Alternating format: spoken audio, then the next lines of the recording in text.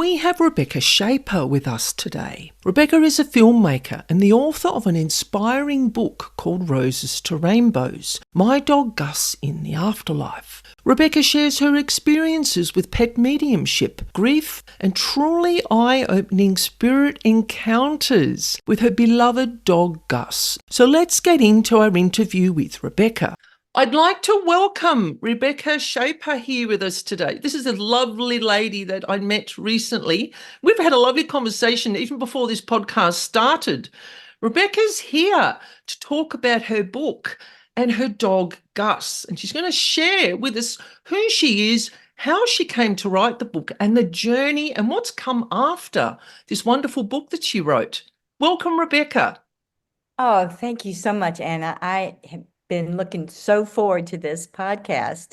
I think you and I definitely are on the same wavelength with a lot of discussions that you and I had earlier before this came. Absolutely.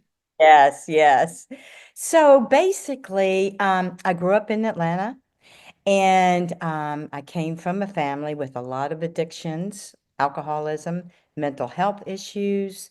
Both my brother and mother had mental health issues, which I never believed that they did. I felt like they were absorbing all the energies, and it was so chaotic to them.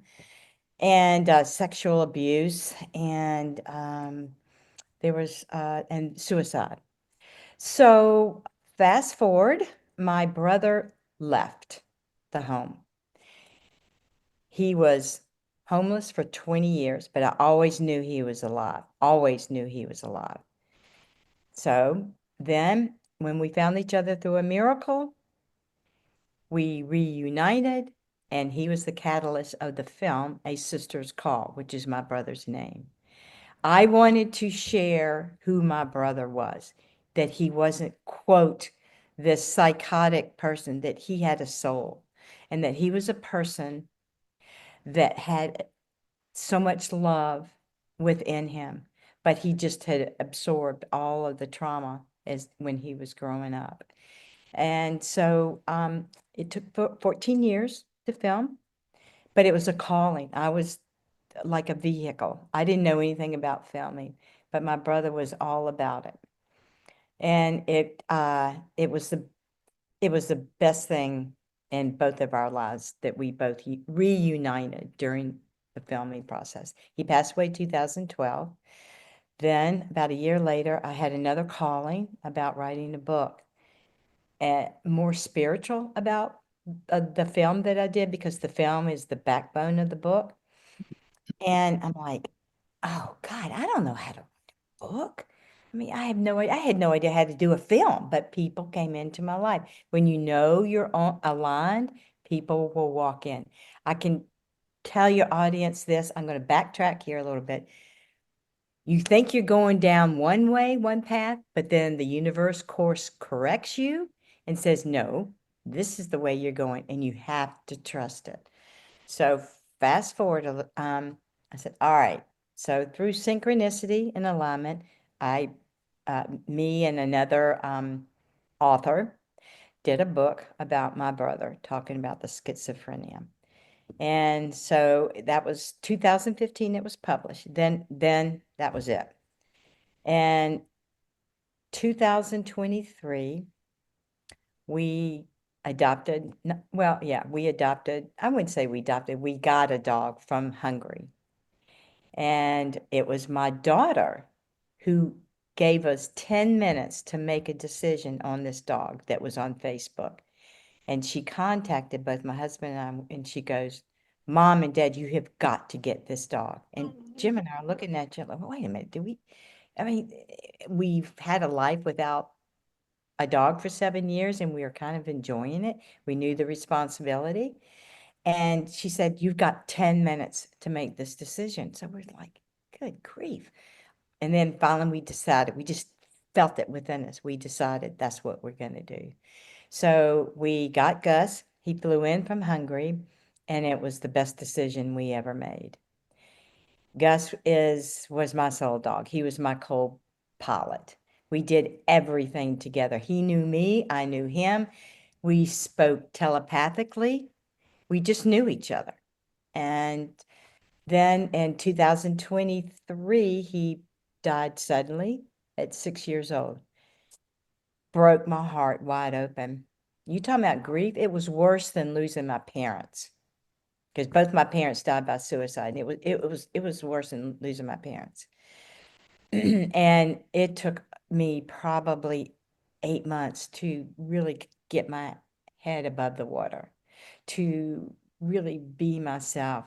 But I felt his guidance through it all, because in this book, it's very authentic. It's real. It's experiences that happened to me. And the book is about a pet communicator that I reached out to when Gus died. It's Gus communicating to her, and it's me giving my comments through my journaling, and it all just flowed together. It was so cohesive. And some of the messages that Gus gave to this pet communicator, for some reason I didn't know, I just started taking all these pictures just so I could document. That's just kind of who I am. And it happened to coincide with a lot of the messages that he was giving her.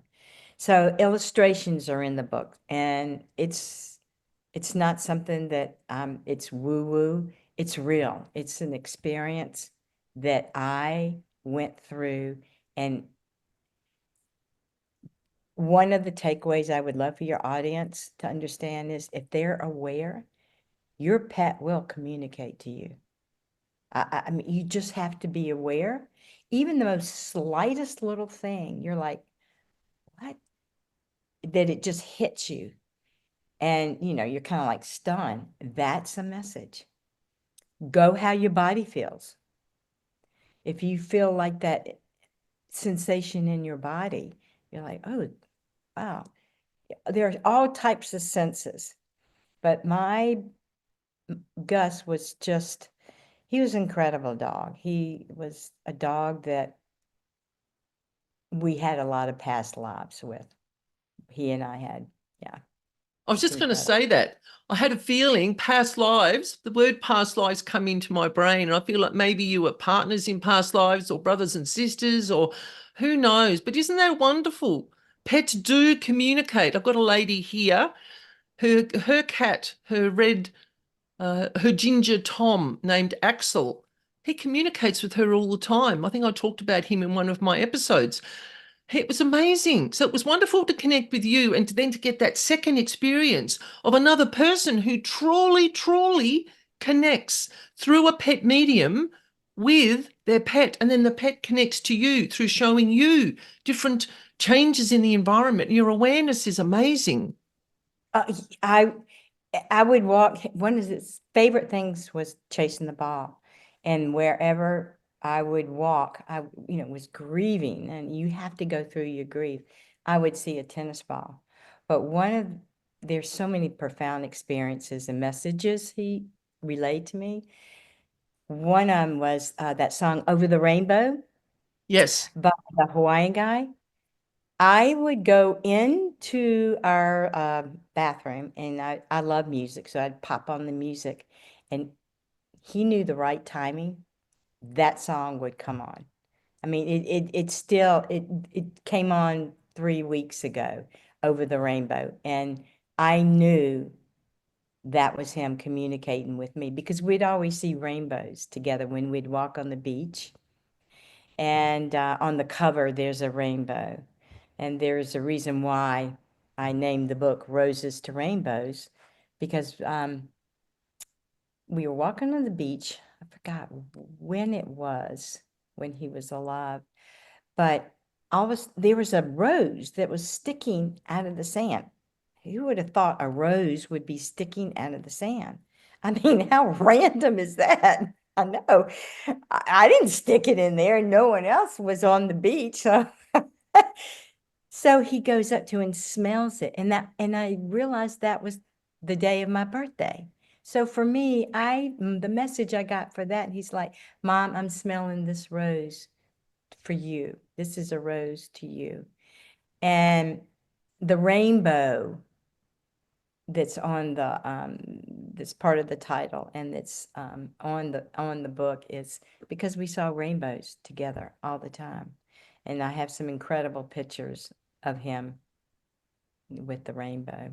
So That is beautiful. Did you always believe in the afterlife? Is that something that you were maybe brought up with or that you personally felt from a youngster? Did you always yes, believe, or did you yeah, see spirits, or is it just Gus that was your big experience with the afterlife, or has there been other experiences yes, before him? yes. When my mother passed away, I remember sitting up in bed immediately, and I saw her in the door frame of the bedroom, and she was kind of like sideways looking in. I remember she had her nightgown on.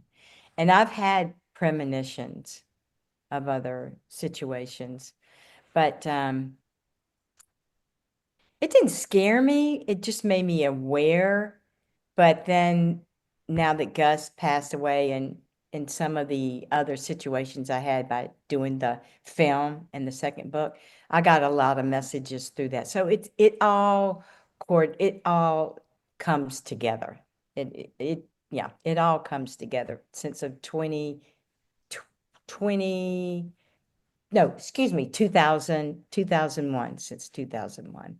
Yeah, That's when wow. everything started. Ever since I started the film, that's when the doors started opening up. I mean, I feel very grateful and blessed in my life of the messages from feathers, from birds, from animals, everything. So, Yes, I- clouds. I was just going to mention, we were talking about pareidolia earlier. How some people think that, oh, seeing faces and images in clouds and on, in rocks and at the beach and wherever you see them is just your mind creating it.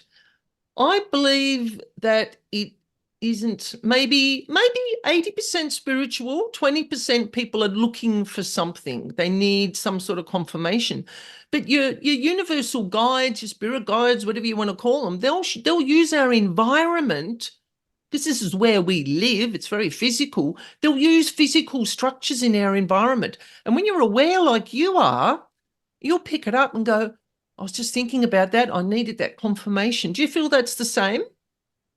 yes, and also too, if I'm walking on the beach and I instinctively will look up, I will see something in there. I have a picture right here that I was thinking of Gus and Zeke in my mind, that they had reincarnated together, that Gus was soul dogging.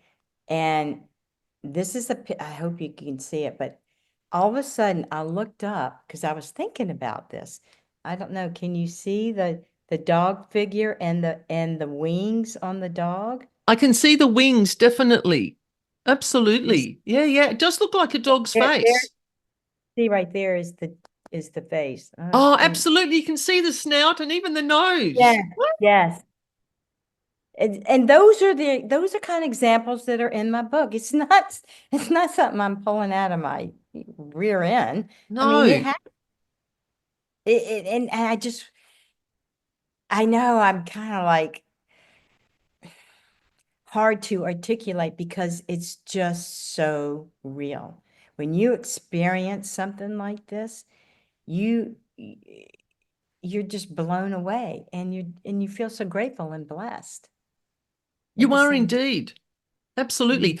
I think my little dog, Dilly, is still here in my house. We've only ever had the two dogs. Because I'll be working on my computer and I have a long kitchen and I will see a shift in the environment. This is how I explain spirits, how I see spirits or spirit energy is I'll see the outline of something moving like it's cloaked in our environment and it's Yeah. very low to the ground. Have you seen white, like a white floating, very quickly, brief white floating spirit? I've seen that just floating, just a white floating spirit. I'm like, whoa. Or even in my peripheral vision, you go, whoa, what was that? You're not making this stuff up. I mean, it comes totally unexpectedly. That's how you know.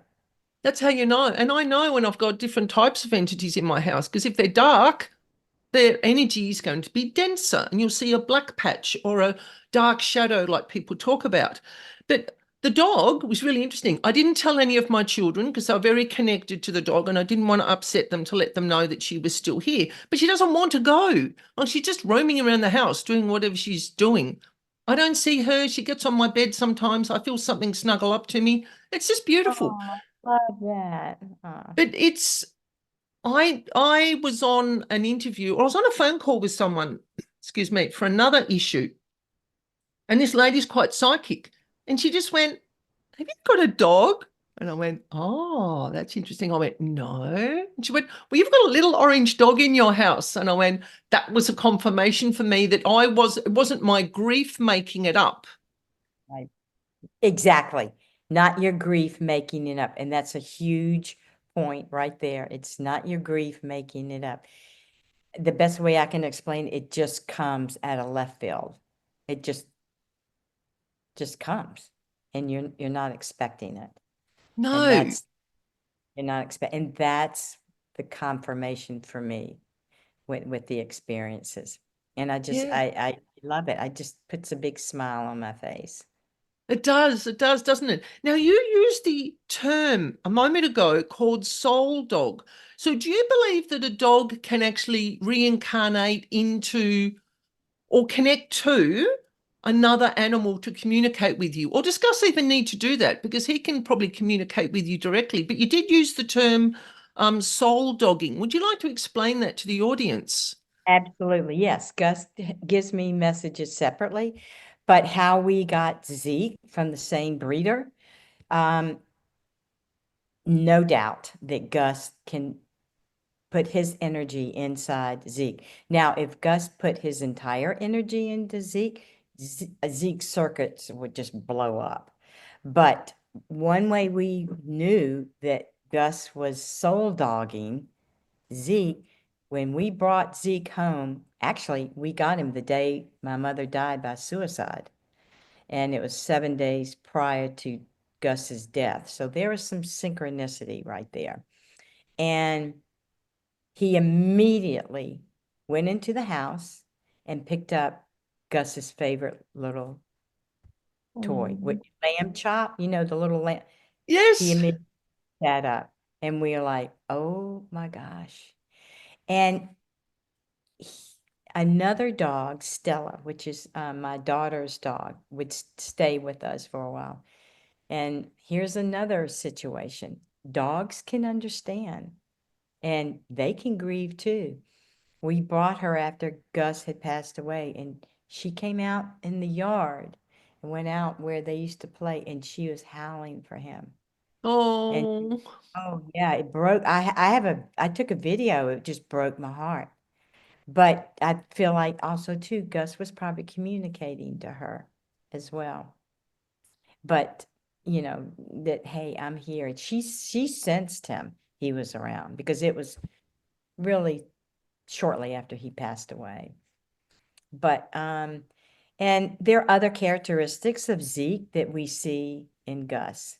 And sometimes I think that Gus is like, okay, Zeke, you need to behave here. You need to do this. You're being too much of a puppy or whatever because he's 11 months old. And they're different personalities, but I do see kind of Gus guiding him.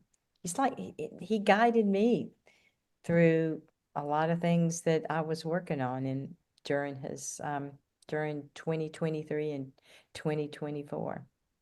Do you think that Zeke actually sees Gus if he's moving around the house? Do you actually feel like, I do his no, eyes like follow around the room and there's nothing there that you can see?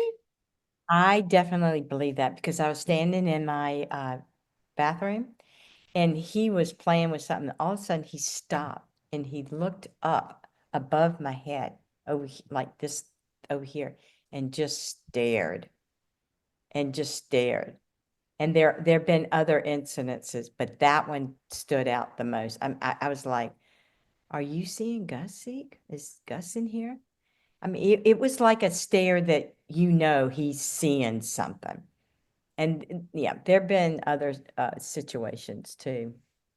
But I definitely feel that he's probably right around here listening. I He could think be they guiding. stay. No, you go.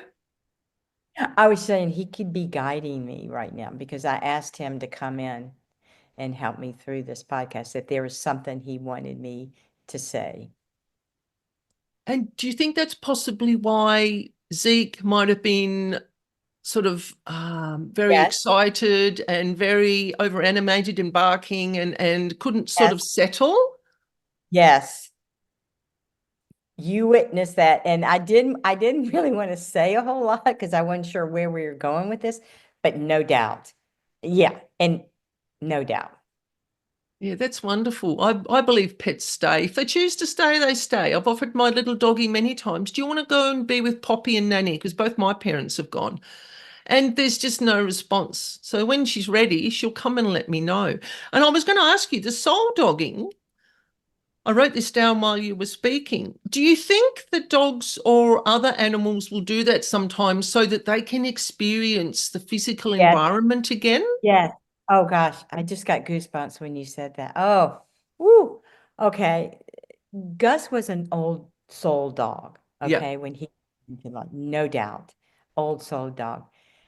My gut feeling is that Gus is experiencing a lot what Zeke is doing because Zeke is 11 months old, but he's more of a puppy, where Gus was just like he was the alpha, he was regal, but Zeke is licks you all over, throws toys all over the place, acts like that. So no doubt, I told my husband, I said, I think Gus is wanting to come back and do some of this fun, like puppy stuff that he didn't when he was with us, because he was just an old soul dog. Yeah. But yeah, no doubt in my mind. It's just that gut intuitive feeling. And also, too, I was thinking, I wrote down spirit guide. Do you think that Gus is kind of like a soul dog or a spirit guide for Zeke to Yeah. help him maybe not make some of the mistakes that Gus made? Yeah. Do you think he's sort of like a big brother? Yes, I think who's to say that Zeke could be his brother? Well, there you go. I don't know, That's- but I do know that Gus is one of my spirit guides because when I did the practicing the workshop and for a year getting certified to be a shaman practitioner, Eagle would always come in. And I know that that was part of Gus. And the reason why I say that, because when I journeyed, I would see myself with an eagle. And I know 100% sure just some of the experiences, and it shows illustration in the book Yep. of um this past Easter, we were at our beach house, and Jim and I were sitting on the back porch, and all of a sudden we saw this huge eagle flying all the way up to our screen like it was going to go through it, and then it Wow. made up and it landed on the very top deck of our uh, viewing deck of our beach house. And it landed right on the railing. And I went, oh my God. So I tiptoe up there and I took tons of pictures. But here's the cool thing about it. And I'd love for your audience, I hope they can take away this. That morning, my daughter said, God, I'd love to see an eagle. And lo and behold, she got to see it. And there is a picture when Gus was alive of Gus sitting in Lauren's lap on Easter with Easter Bunny ears on. So Gus is like, hey, here you go. So, I mean, it may sound, it may, but do you understand what I'm trying to relate here? I mean, those are the kind of things some people may like, oh, okay, eagle up there. Okay. The dog was sitting on the lap with the bunny ears. No, you got to connect everything together. there's a storyline there. There's connection there. And that's, for me, it's like, okay, I'm aware of this. And then it just all of a sudden came into my mind that Gus and Lauren were together on Easter, and he had the Easter ears on. And plus, Lauren was manifesting, wanting to see an eagle. So there's a common thread there. That's the kind of stuff that people can do. They shouldn't be afraid of it. No, no, I manifest things all the time. And sometimes I get them in 30 seconds, and sometimes it might take 30 days, depending on what it is. I wrote down while you were speaking, people often overthink and they lose the message in that moment. And it doesn't always come back again. Right. And you've got to trust the process. Got to trust it. And you just have to be in the flow and not with the flow. You got to be in the flow. And you're right. You can't manipulate it because you're right. It may not ever come back again. That special moment. If we hadn't been sitting out there in that back deck, I mean, we never would have seen it. Never, that's the kind of stuff that you know, I don't know. I just get so excited about talking this. It's like, it's, it's my passion for people to really, I don't want people to, I don't want to tell people what to do, but just experience the experience. Listen to your body. If you've lost a pet dog, open your heart up, open to see the messages because they want to communicate. They want to communicate with you. And it helps with the grieving. Absolutely, it helps because, yeah, when I would see that tennis ball, when I was thinking about it, it just made me smile. I would say thank you. Always thank you. Thank you. Always thank you. With the message, thank you. And it's interesting because there's probably two levels to this. There are people that, I hope this doesn't come across as sounding harsh. There are people that want to keep their pets here because they can't let them go and their grief is it's massive. And then there's others like me that go, oh, I really miss Dilly or I miss Steffi that were here. There are two little dogs that we had. But I was okay to let them go because I understand on a spiritual level that this physical body only lasts for so long. And then we move on to whatever, we learn what we need to learn in this lifetime. And then we journey on to whatever that next lifetime is. But what did I write down? I wrote down something, now I've forgotten. This is why I write things down so I don't forget. Your, Okay. your book, do you find that you get people emailing you or phoning you or talking to you in public or even through the podcast episodes or videos? Do you get people saying how much your book has helped them understand the spirit environment and how pets can actually communicate with their owners? Yeah, it helps them knowing that they're not alone in their grief, and it helps them being more open-minded and become more aware, oh, I didn't think about that. If I give a suggestion, they're like, oh, I didn't think about that. So the purpose of this book is to help people Yep. grieving and their pets are with them and how they want to communicate through my own experiences. And whatever proceeds I get for the book goes to a rescue center, animal Oh, that's rescue center. beautiful. Yep. I don't want the money. I'm honoring Gus because I know this is what he wants me to do. And I've got a feeling there's going to be more, but I'm just going to be in the flow of it and let him.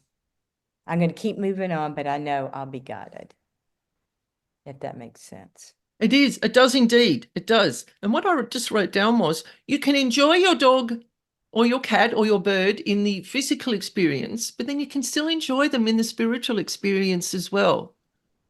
Yes. And sometimes I have to be honest, it's hard because you want that physical touch. Yes. And they brought so much joy and laughter and he taught me a lot and he yeah, he taught me a lot.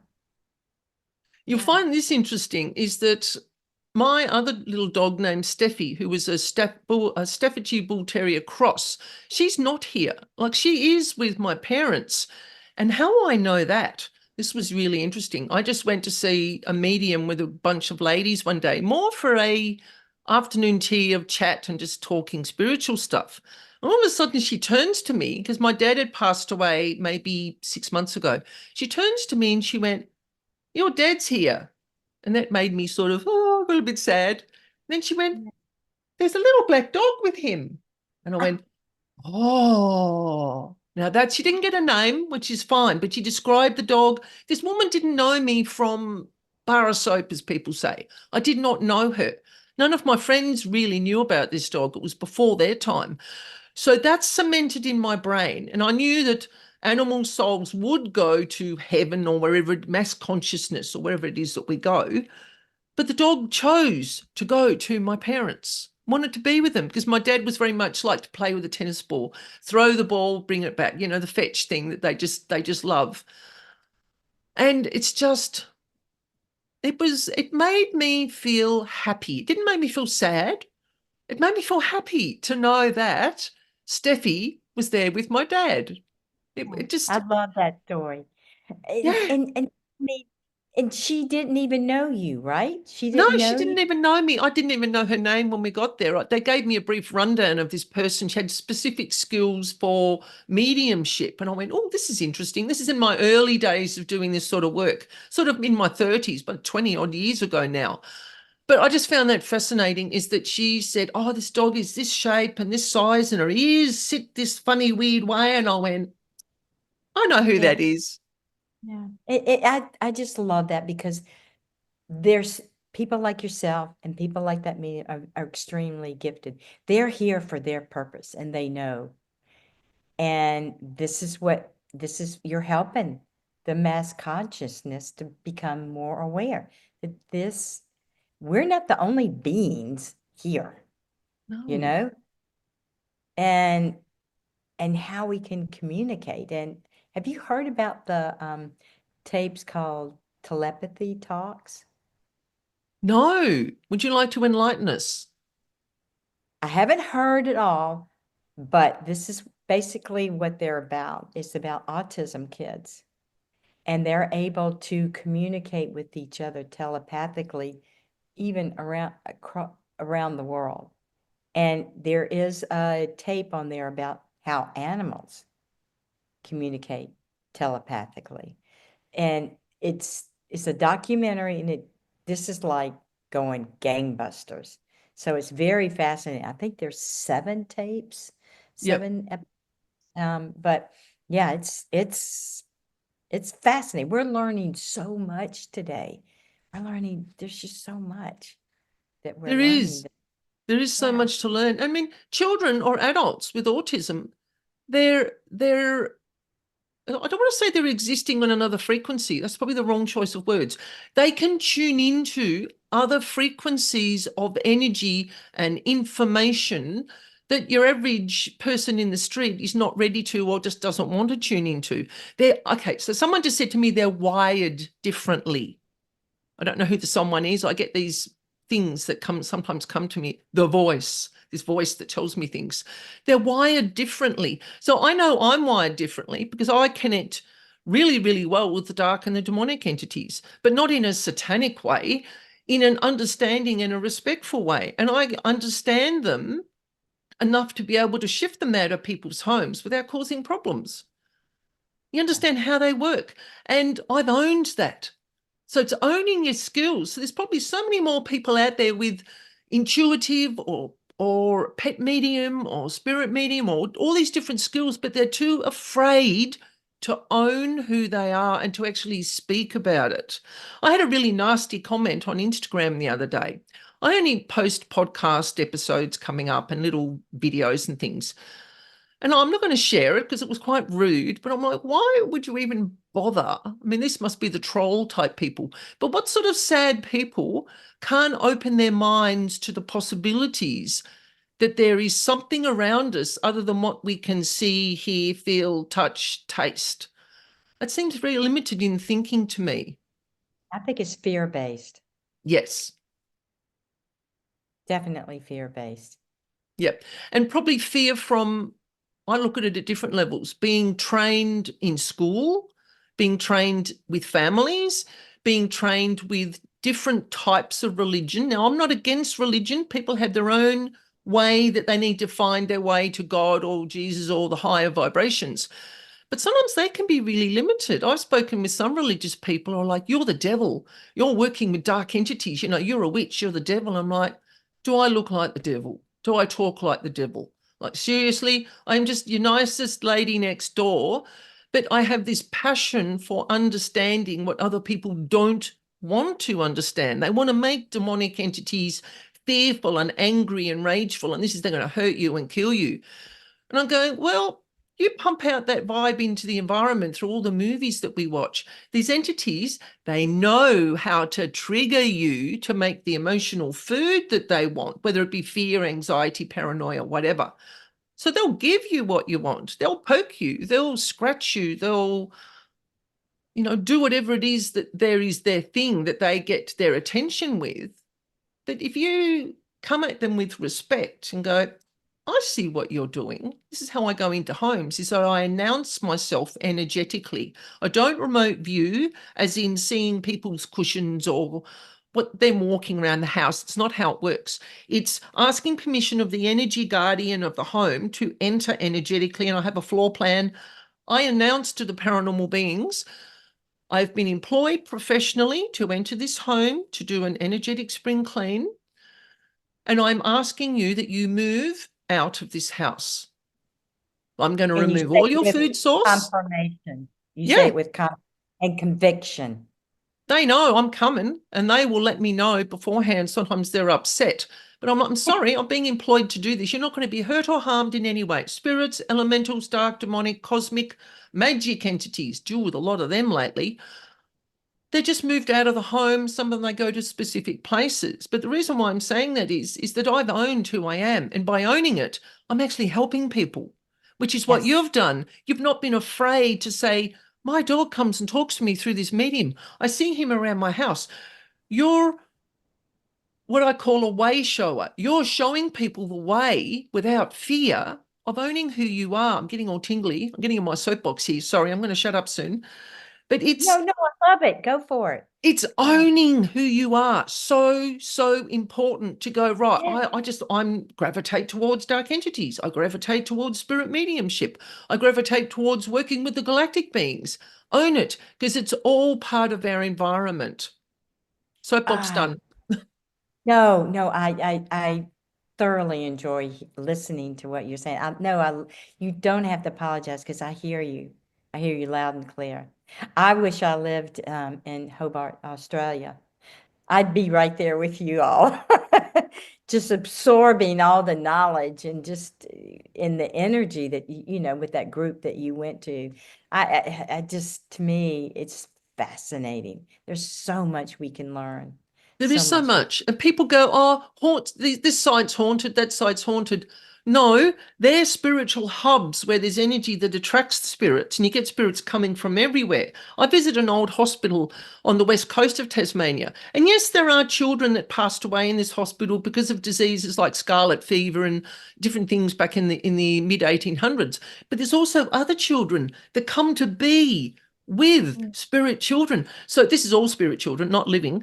But we go and read books to them and they sit on the floor and we have all the devices around so we can go, oh, there's a child there, there's a child there. And the lady Maureen who runs the tours there, she actually sees them. She gets the names. Like she's got skills that I don't even have.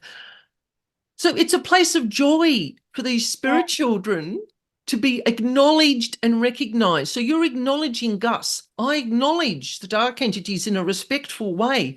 We're acknowledging all these beings around us and just saying you are real. we hear you. We Yes, see and we hear you. Yes, yes, yes. exactly.